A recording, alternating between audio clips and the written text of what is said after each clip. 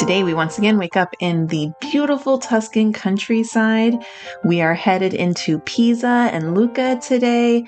Remember, we stayed in Vinci, the home of Leonardo da Vinci, because we wanted to be relatively close to Florence, Bologna, and Pisa in this time. So today we're going to Pisa, and it's about a 1-hour drive from Vinci, or you can take the train from Empoli. I wanted to drive it because I know Pisa is very small, so we will not have any problems finding parking. We parked on the street near a little college. It was only €1.60 for an hour of parking. Honestly, the reason we're doing Pisa and Lucca today is because Pisa is a pretty small town, so we can hit it pretty easily.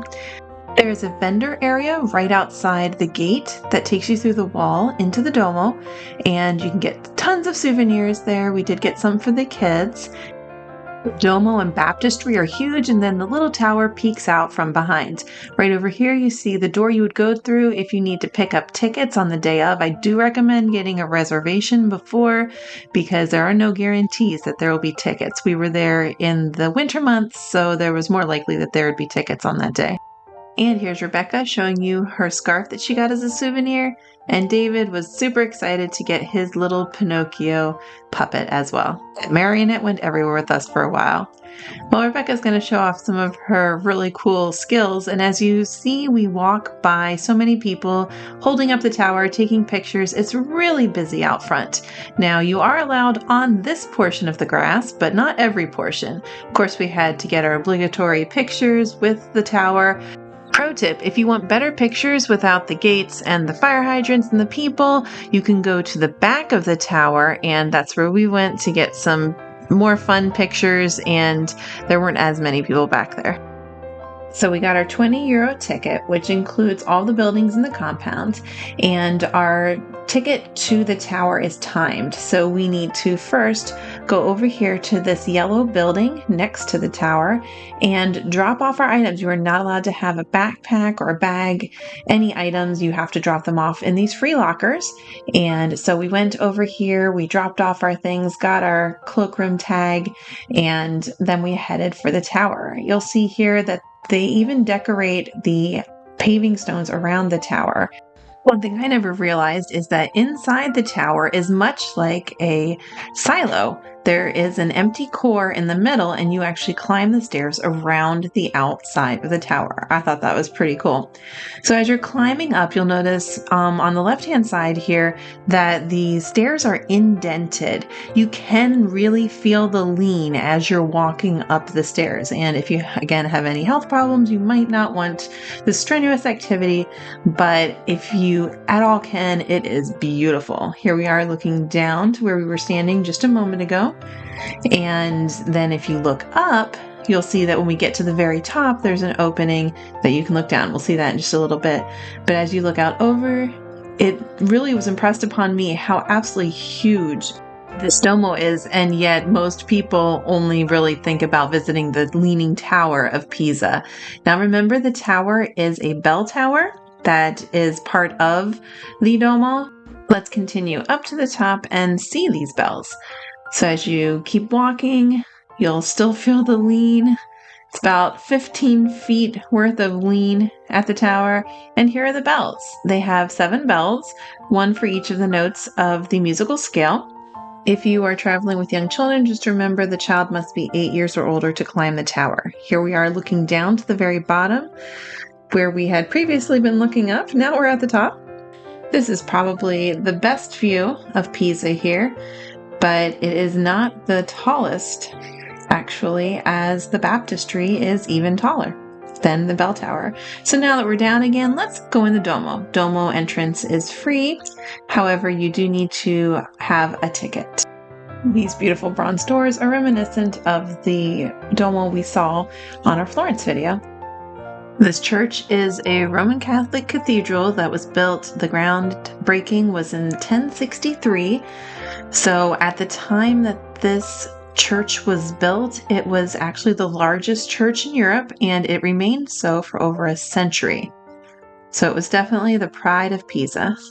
There are many beautiful, huge masterpiece paintings on the wall. And as you go over towards the middle, you will see the pulpit. And this was a masterpiece, this pulpit that was sculpted by Giovanni Pisano. His father actually sculpted the pulpit that you will see when we go over to the Baptistry. So let's go over and look. As you walk away from the Duomo, you get to the Baptistry. Now, this was huge. Did they really need that much room to baptize? No. But in that day, this was something that they did. They made huge buildings for this. So over here, you will see the pulpit in the background is the one I was talking about. And the statue there above the baptismal font is of St. John the Baptist. This baptistry is actually the largest one in Italy, so it is actually larger than the one in Florence. Fun fact, the baptistry also leans just slightly. And just so you know, you can buy a ticket and walk the wall around the Duomo as well. Now you see this big building over here. It is the Camposanto. That is a cemetery now. And it is included in our ticket that we got to see the tower. And you can see a lot of different frescoes.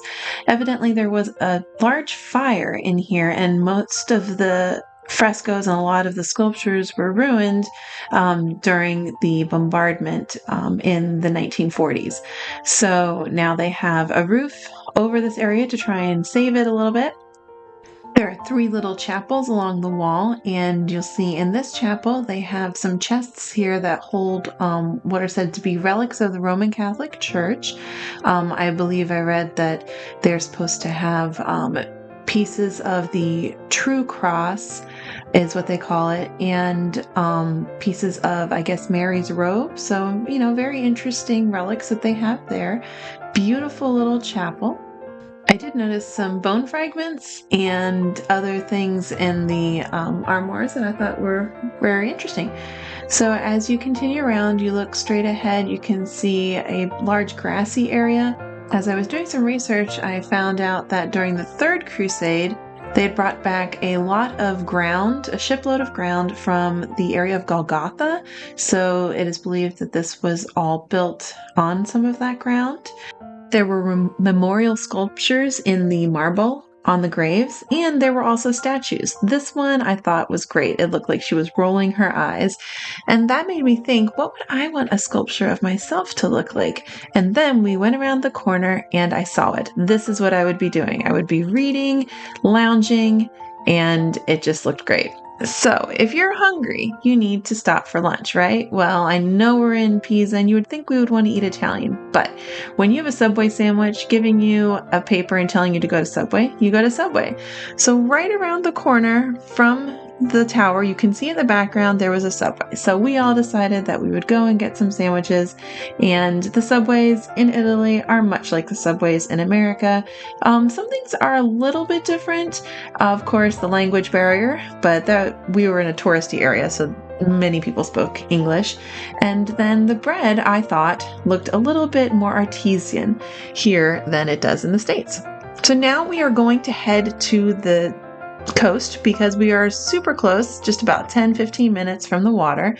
This was interesting. We parked beside the road, right where it said there was a beach, and then we actually walked back through trees over the sand until we got to the coast and we could see the beach. Now, it was too cold to go in the water because, like I said, it is in the winter. But if you were there in the summer, I would definitely plan on some beach time because it is a beautiful area. And I found it interesting that if you look down the beach, look in the distance, you can see it. We're not that far from the mountains. So I just never really thought of Pisa as being close to the mountains. Next, we're headed to Lucca. Lucca is a beautiful little walled city that you can actually take a bike around the wall. Right here, you can see the wall.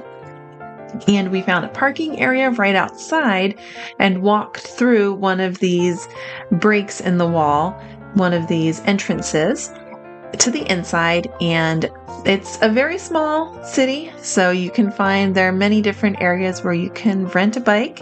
We got one of the Surrey bikes that allows for 4 people to pedal, and it was a great idea. It's It's not expensive at all to rent the bike and go up on the wall. It doesn't even take much exertion, honestly, especially when everybody pedals together. Some of us were possibly gliding a little bit of the time, but they have ramps that you can go up and down to get into the city, and lots of people are walking.